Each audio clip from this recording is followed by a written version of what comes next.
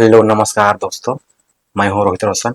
आप सबों का हमारे यूट्यूब चैनल पर बहुत बहुत स्वागत है। आज की वीडियो का टॉपिक है India versus China full comparison. ये वीडियो मोस्ट अमेजिंग क्लिप्स की वीडियो है, तो आइए शुरू करते हैं। हेलो दोस्तों, स्वागत है आपका मोस्ट अमेजिंग क्लिप्स चैनल पर।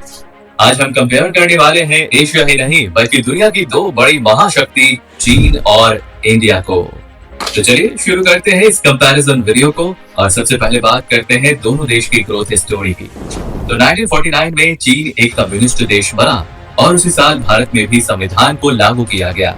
उस समय लगभग 200 साल के अंग्रेजों के शोषण के बावजूद भारत एशिया की सबसे बड़ी अर्थव्यवस्था था और चीन भी अपनी इकोनॉमी को आगे ले जाने के लिए हर वो सोशल, पॉलिटिकल और इकोनॉमिक रिफॉर्म कर रहा था जिससे वो अपने देश के हालात को ठीक कर सके। और इसकी शुरुआत हुई 1978 में, जब चीन ने अपने देश की इकोनॉमी को दुनिया के लिए ओपन किया। वहीं भारत में भी 1991 में LPG यानी कि लिबरलाइजेशन, प्राइवेटाइजेशन और ग्लोबलाइजेशन के रूप में रिफॉर्म्स को लाया गया, जिसके चलते देश की अर्थव्यवस्था को दुनिया के लिए खोला गया, जिस वजह से भारत की सर्विस इंडस्ट्री में बूम स्टार्ट हुआ। वहीं लेट 90s में ही चीन अपने इंफ्रास्ट्रक्चर को मजबूत करने लगा था। सस्ती लेबर और बेहतर होते इंफ्रास्ट्रक्चर के चलते चीन देखते ही देखते इंडस्ट्रियल ग्रोथ के मामले में 2010 तक एशिया ही नहीं बल्कि दुनिया का मैन्युफैक्चरिंग हब बन गया। वहीं भारत करप्शन, मुश्किल आर्थिक नीति और अपनी राजनीति की वजह से स्लो इंफ्रास्ट्रक्चर डेवलपमेंट के चलते इंडस्ट्रियल ग्रोथ की रेस में चीन से काफी पीछे रह गया, जिसका नतीजा आज चीन सिर्फ मैन्युफैक्चरिंग ही नहीं बल्कि टेक्नोलॉजी इनोवेशन के साथ साथ ग्रोथ और डेवलपमेंट का भी एग्जाम्पल बन गया, जो भारत ही नहीं बल्कि दुनिया के कई डेवलप्ड देशों से भी काफी आगे निकल गया। तो चलिए देखते हैं और कंपेयर करते हैं कि चीन आज भारत से कितना आगे निकल चुका है और भारत कैसे चीन को टक्कर दे सकता है।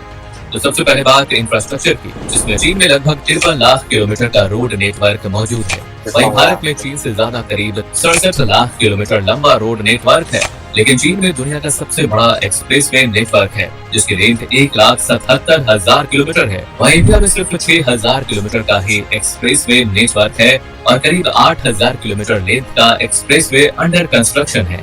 रोड के बाद बात रेलवे नेटवर्क की, जहां चीन का रेलवे नेटवर्क लगभग 1,59,000 किलोमीटर लंबा है, जिसमें लगभग 45,000 किलोमीटर लंबा हाई स्पीड रेल नेटवर्क भी शामिल है। और चीन की सबसे तेज ट्रेन शंघाई मैग्लेव है, जिसकी गति 430 किलोमीटर प्रति घंटा है। वहीं भारत का रेलवे नेटवर्क लगभग 67,000 किलोमीटर लंबा है, जिसमें मात्र 508 किलोमीटर लंबा नेटवर्क ही हाई स्पीड है, जो अंडर कंस्ट्रक्शन है। वैसे फिलहाल भारत की सबसे तेज ट्रेन वंदे भारत एक्सप्रेस है, जिसकी गति 180 किलोमीटर प्रति घंटा है।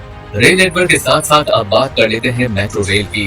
तो जहां भारत में लगभग 945 किलोमीटर लंबा मेट्रो रेल नेटवर्क है, तो वहीं चीन इस मामले में भारत से 10 गुना आगे है, जिसके मेट्रो रेल नेटवर्क 10,000 किलोमीटर से भी ज्यादा है। अब बात करते हैं एयरपोर्ट की। तो क्या आप जानते हैं कि भारत में फिलहाल टोटल 137 एयरपोर्ट्स हैं, वहीं चीन में एयरपोर्ट्स की संख्या 250 के करीब है।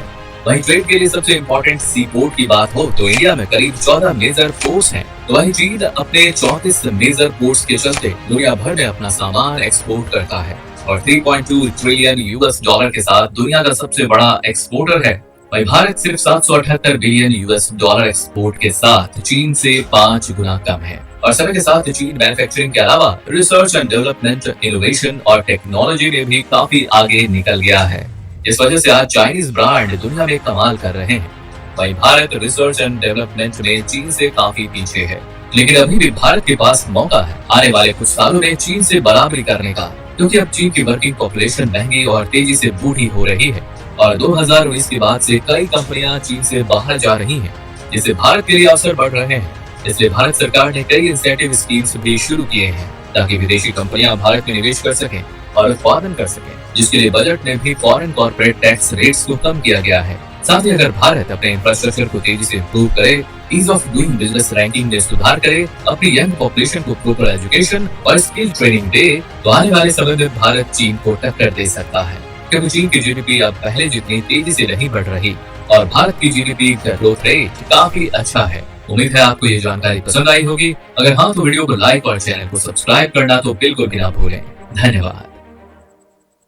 हम लोगों ने देखा है कि चीन भारत से कितना आगे है। तो आज की वीडियो में बस इतना ही। मिलते हैं नेक्स्ट वीडियो में। जय हिंद।